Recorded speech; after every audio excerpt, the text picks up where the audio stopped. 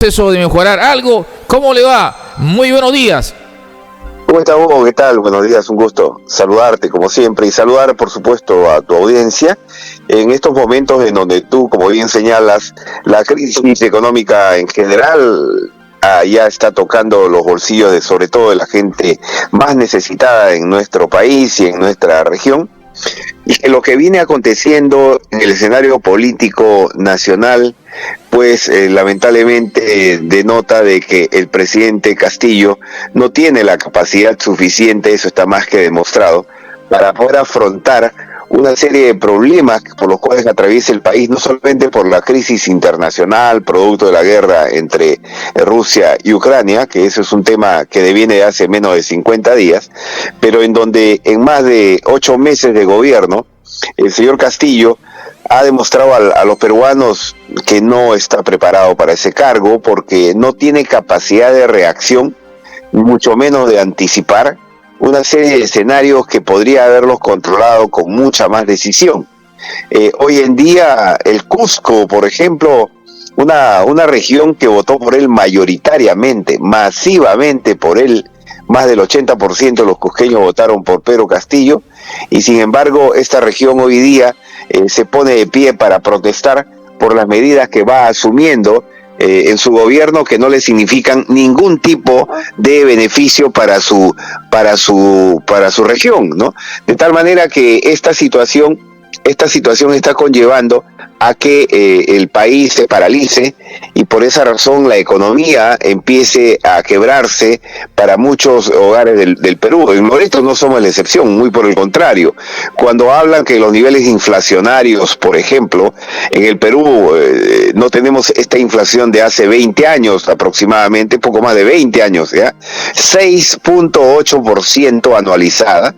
Sin embargo, esa es una inflación que básicamente de la costa, seguramente, pero en Loreto, porque somos una región con más pobres en el país, la inflación está al doble o al triple, sobre todo porque uno lo percibe en el día a día, cómo han subido las cosas, cómo es que ahora los precios de los productos se han disparado.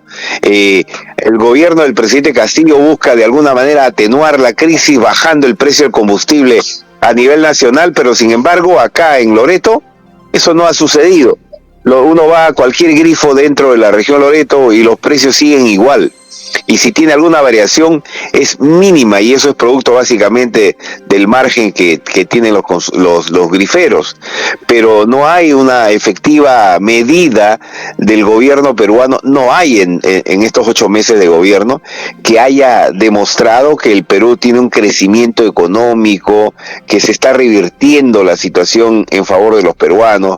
Muy por el contrario, Hugo, creo que esto realmente va en una situación cada vez más crítica, y se aúna a eso propuestas que ya han demostrado total fracaso en otros países como Nicaragua, como Venezuela, como Bolivia, como Cuba mismo, en donde se pretende cambiar la Constitución mediante la instalación primero de una asamblea constituyente, lo que está pasando hoy en Chile, realmente modelos fracasados de propuestas políticas que no van a hacer sino quebrar más aún nuestra economía de todos los peruanos.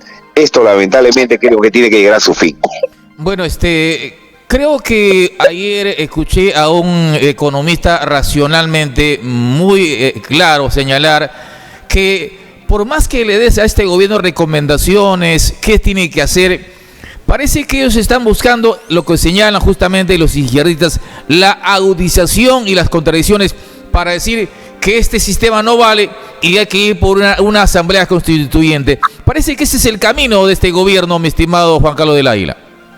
No tienen otra propuesta mejor, creo que están dando la vuelta sobre un disco rayado ya, en donde se les ha demostrado en cuanto a oportunidad, así lo han planteado, de que un cambio de la Constitución no haría sino perjudicar más aún la situación económica, política y social del país, porque realmente ¿qué cosa se pretende cambiar? Se pretende cambiar la Constitución para cambiar el capítulo económico de lo que tenemos en el país. Bueno, se pueden hacer reformas constitucionales, y de hecho que se hacen reformas constitucionales casi todos los años, en los últimos años, producto de la coyuntura. Se tiene que hacer algún ajuste, alguna actualización, alguna reforma necesaria, se hace en la parte económica, en la parte social, en la parte política del país. Pero cambiar este modelo que nos ha traído crecimiento económico al Perú innegablemente en los últimos 30 años, realmente eso es preocupante, ¿no? Porque eso no debiera darse, porque no hay una razón valedera. Se pretende básicamente cambiar, para cambiarle el nombre del Perú, de repente ya no se llamaría República del Perú, ahora pretenden llamarlo República Plurinacional o algo así, al mismo estilo de Bolivia. Nosotros no somos Bolivia, nosotros no somos Venezuela. Es que podemos estar en ese camino, sí, lamentablemente, si es que continúa esta política equivocada del señor Castillo y de esta corte de gobierno comunista, y que lo niegan a veces incluso, cuando en el plan de gobierno de Perú Libre claramente está establecido de cómo es que este gobierno es comunista. Y esa situación realmente, Gualberto, nos preocupa. Nos preocupa no solamente a los peruanos, a la mitad de los peruanos que no votamos por el señor Castillo, sino le preocupa también ahora ya a una gran mayoría de esa otra porción de peruanos que sí votaron por Pedro Castillo, maestros muchos de ellos, y que hasta la fecha, por ejemplo, el señor Castillo, llamándose maestro él, ni siquiera ha devuelto esa confianza de los profesores del Perú, de los maestros del Perú, por lo menos para pagarles la deuda social o devolverles de alguna manera, digamos, una seguridad económica mejor que la que tienen actualmente. Creo que está más que demostrado que la política que se está impulsando en el Perú desde hace 8 meses aproximadamente con el señor Pedro Castillo en el gobierno nos está generando un gran perjuicio para los peruanos. Sin embargo, no podemos cerrar los ojos a la realidad en el Perú. Aún hay un sector importante de peruanos que viven en la extrema pobreza, donde viven a veces mendigando, viven de programas sociales, no tienen empleo. La derecha en sí ha ido caminando para darle una mejor condición de vida a la gente en el Perú. Pero ¿qué ha fallado en el sistema que apela por lo menos una economía de libre mercado, señor del Águila? Nosotros somos una economía abierta a la inversión, y la inversión privada, sobre todo, Hugo, es la que genera empleo, la que genera chamba, la que genera trabajo a la gente. Si pretendemos cambiar eso para que sea el Estado el que genere el trabajo, realmente iríamos a un modelo fracasado. Que cualquiera de los países comunistas que hay en el mundo ha demostrado que su economía realmente bajo esa modalidad política es un fracaso total, porque no puedes tú sino mantener la libertad en cuanto, por ejemplo, a mantener las libertades en el campo económico, en el campo social, porque lo que se pretende al entrar en un tema de que el Estado sea el gran administrador de los recursos, sobre todo además el gran administrador de las principales empresas del país, creo que ese rol más le corresponde al sector privado. Cuando tú, por ejemplo, pretendes nacionalizar el gas o nacionalizar las empresas, sobre todo petroleras en el país, se pretende darle, por ejemplo, a Petroperú más recursos del Estado para que sea ella la que genere mayor inversión y sobre todo mayor producción de petróleo en nuestro país. Eso ya se demostró durante décadas atrás que no funciona. Petroperú, lamentablemente, si es que es una empresa del Estado, controlado bajo una forma únicamente con la dirección partidaria y política de un gobierno de turno, eso conlleva un fracaso.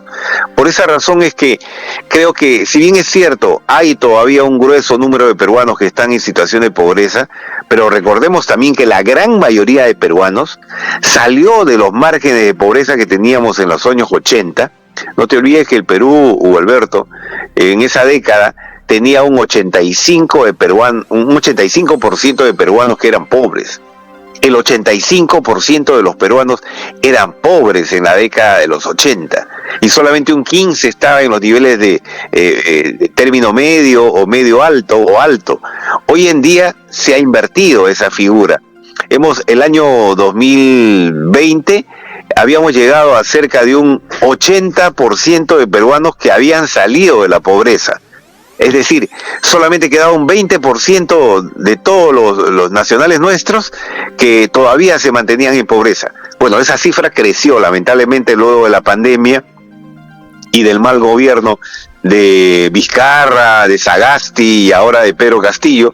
Ahora estamos alrededor del 30% de peruanos en pobreza. Y también hay que reconocer que en nuestra región no será 30%, probablemente sea 40, 50 y hasta más de por ciento de los loretanos que estamos sometidos en ese margen de pobreza. Pero hay que reconocer también que hay un gran número de peruanos que salieron de esos niveles paupérrimos que vivían económicamente. Y una muestra clara, y siempre lo reitero y lo digo, mi estimado Hugo, es por ejemplo en el año 2018, cuando Perú clasificó al Mundial de Rusia, y nosotros pudimos observar que miles de peruanos viajaban desde Lima, sobre todo, hacia Europa y luego hacia Rusia, para poder seguir a la selección peruana, y tú veías los estadios donde se presentaba Perú, mayoritariamente de colores blanco y rojo. Bueno, mayoritariamente llenos los estadios con peruanos. Y eso que es una muestra clarísima de que la economía de los peruanos ha crecido en las últimas décadas. Hay que reconocer, reitero, todavía hay muchos peruanos pobres. Todavía hay muchos peruanos pobres. Decir que 30% de los peruanos pobres significa aproximadamente 9 millones de peruanos todavía en situación de pobreza, y eso es muy alto, es preocupante. Pero hoy, producto de las gestiones de este gobierno, seguramente vamos a ir aumentando, y aumentaremos más, lamentablemente, si permitimos que continúen las políticas equivocadas y de improvisación que tiene el señor Pedro Castillo. Lo que el Estado no debe obviar es su responsabilidad social y darle o promover mejores condiciones de vida a los peruanos. Vea usted, en Colombia, que es un país neoliberal similar al Perú, con un crecimiento de una tasa mejor que la nuestra, a pesar que ha vivido y sigue conviviendo con grupos armados más de 50 años. Vea, ahí hay el Banco Ganadero, Banco de Fomento, que permite apalancar al ganadero, que es una zona importante, un sector importante de Colombia, darle calidad y servicio a partir de la inversión en el campo, en la ganadería.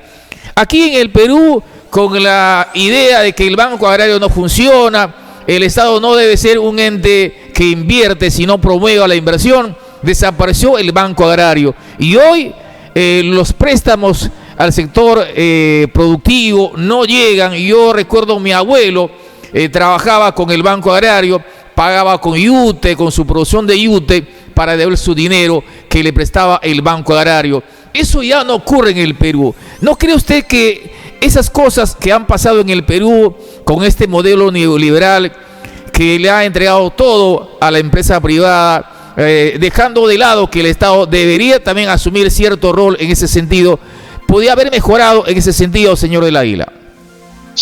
Bueno, este modelo neoliberal, Hugo Alberto, también ha traído éxito al Perú, también le ha traído crecimiento económico al Perú. ¿Por qué cerraron el Banco Agrario, el Banco Hipotecario, el Banco Popular en el Perú hace décadas? Porque simple y sencillamente tuvieron una pésima administración en la gestión de esos bancos, se politizó en demasía la gestión de esos bancos, una harta influencia del gobierno, especialmente en la época de Velasco, de Morales Bermúdez, del mismo Belaúnde, Alan García, sobre todo, un mal uso de los recursos de estos bancos, en donde los designados como directores o altos gerentes de los bancos eran básicamente designaciones políticas, y las consecuencias fueron claras. Fueron bancos quebrados en su momento, en su oportunidad, que tuvieron que ser convertidos a poco dinero realmente, cuando eran bancos importantes. Pero reitero, o sea, en el Perú, a pesar de que no hemos tenido bancos agrarios o bancos ganaderos como en Colombia, o bancos hipotecarios como en el Perú, a pesar de eso, El crédito hipotecario ha crecido enormemente y hoy día muchísimas familias tienen vivienda. El crédito agrario ha crecido enormemente en el Perú y hoy día tenemos agroexportación, que le significa buenos ingresos económicos al Perú y a muchas familias. A pesar de no tener un banco popular, hemos tenido bancos que, si bien es cierto, tienen una serie de abusos que cometen contra los clientes, y eso sí le corresponde al Estado un mejor rol supervisor y de control, de fiscalización y hasta sancionador. Pero a pesar de eso, tenemos bancos que le dan crédito a los micro y pequeños empresarios en el Perú, en donde el 85% de las empresas que hay en el Perú, hasta más, son micro y pequeñas empresas que han crecido de la mano con los bancos, con las cajas de ahorro, con las cajas municipales que hay en el Perú, que han crecido conjuntamente con el crecimiento de la economía peruana. Eso no podemos negar. Ese modelo ni el neoliberal que tanto criticamos tiene sus excesos, por supuesto que los tiene. Hay que corregirlos, pero para eso requerimos elegir mejores gobiernos, mucho más controladores, mucho más exigentes en la supervisión con las entidades que se dedican a administrar el recurso del Estado principalmente, pero también aquellas entidades que gozan de la confianza de la población. Necesitamos, en términos generales, mejores autoridades. No necesitamos un cambio de constitución. Necesitamos mejores gobiernos, que hagan buenos gobiernos locales, regionales, nacionales. Eso es lo que le falta al país.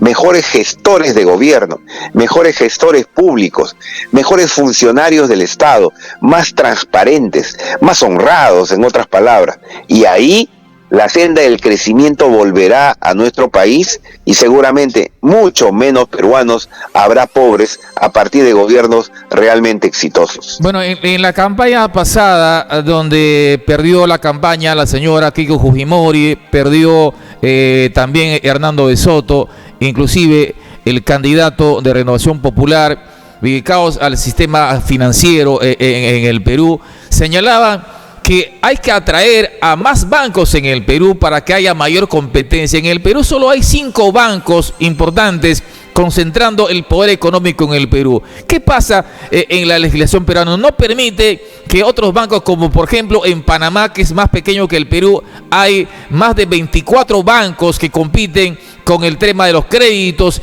donde en el Perú los bancos prácticamente son usureros, la tasa de interés es muy alta y que no permite de alguna manera que abra una pequeña empresa con acceso justamente a un crédito adecuado a largo plazo, de 3 años a 5 años. Porque si el banco te da un dinero, al mes siguiente tienes que devolver el dinero. En cambio, en otros países el banco te da por ejemplo, 3 años o 5 años de gracia para devolver el dinero que ha prestado. ¿Por qué eso no funciona en el Perú, señor del Águila? Bueno, Keiko lo comentó en su oportunidad, Hugo, en el sentido de que es necesario promover mayor competencia en el sistema financiero peruano, efectivamente controlado por 3 o 4 bancos que son los más grandes, que son los principales, y el resto pequeñitos y luego entidades también vinculadas al sistema financiero, pero mucho más pequeñas, como las cajas de ahorro, las cajas municipales.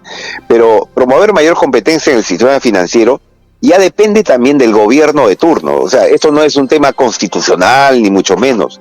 El hecho de que puedan entrar al país más bancos implica que la Superintendencia de Banco y el propio Ministerio de Economía, el Banco Central de Reserva, el gobierno peruano, permitan mayor competencia en el sistema financiero, haciendo que ingresen nuevos capitales de inversión a través de entidades financieras reconocidas en el mundo y que puedan entrar a competir con los bancos grandes que tenemos acá, que financieramente y globalmente no son tan grandes.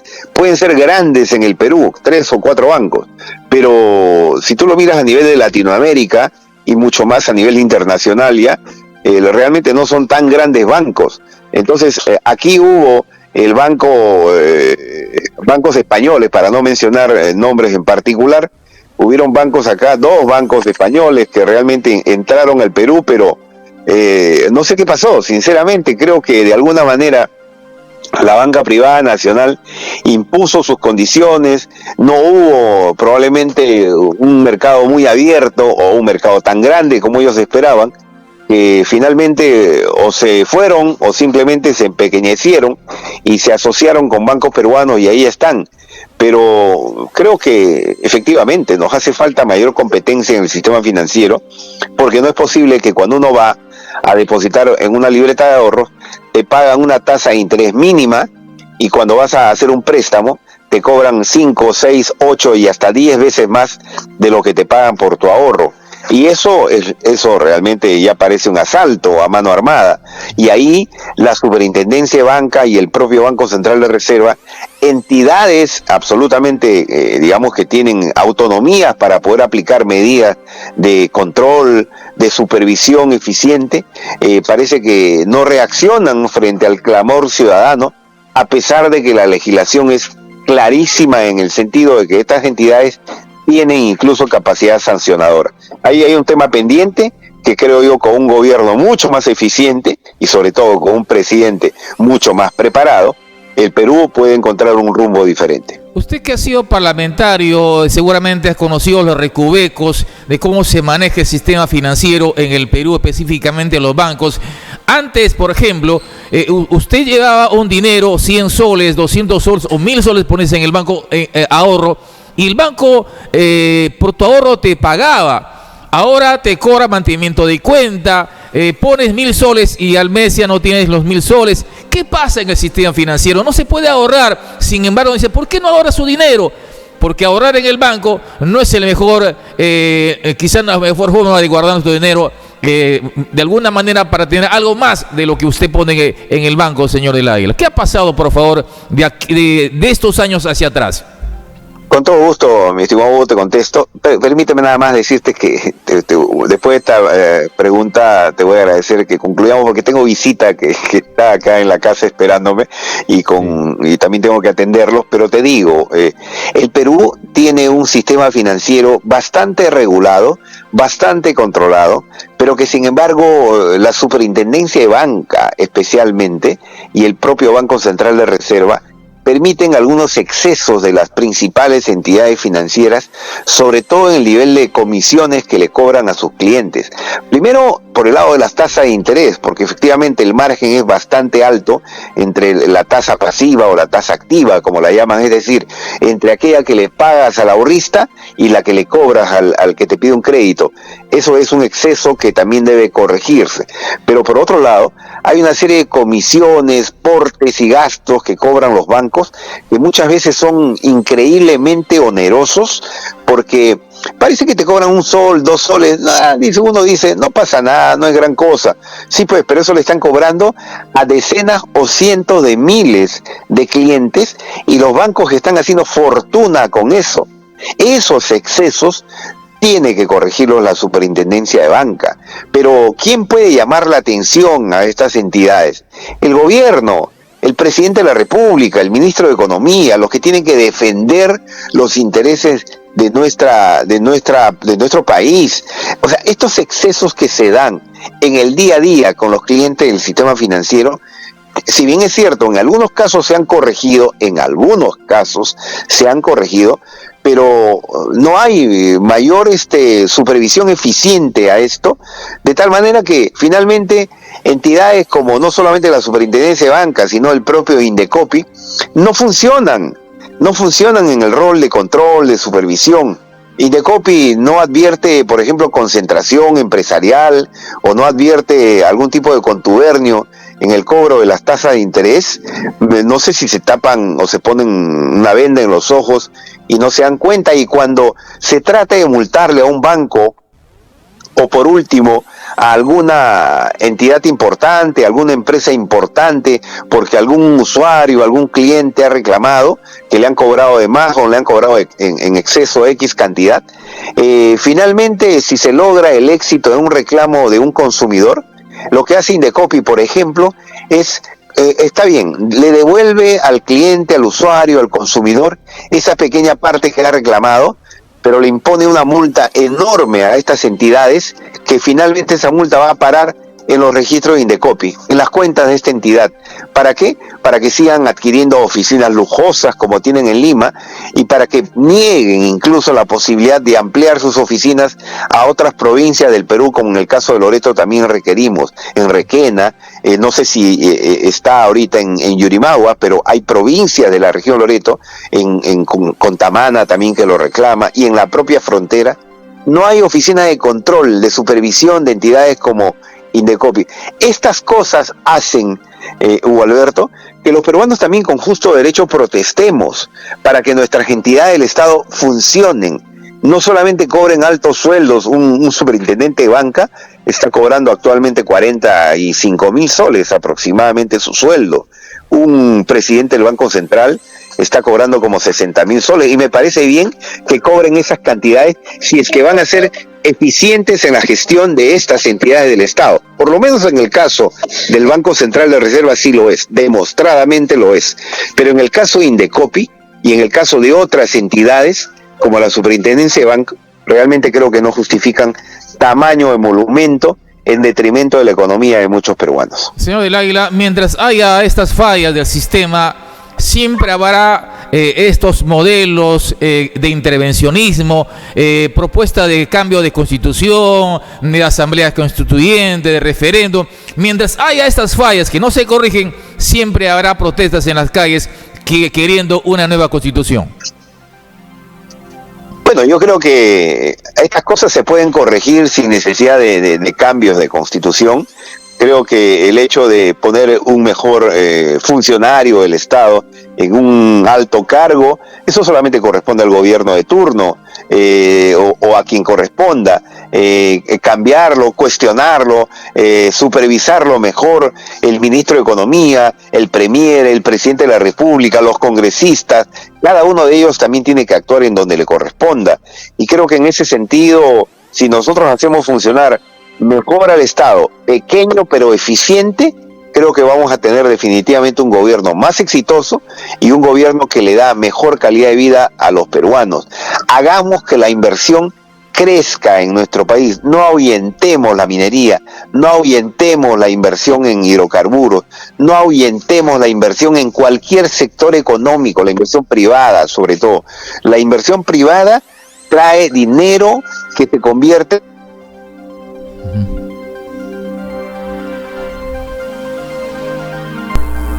Le escucho, señor. Parece que se fue la comunicación. Hemos perdido la comunicación ya casi al final con el ex parlamentario, y además estuvo vinculado al sector bancario, financiero en su momento.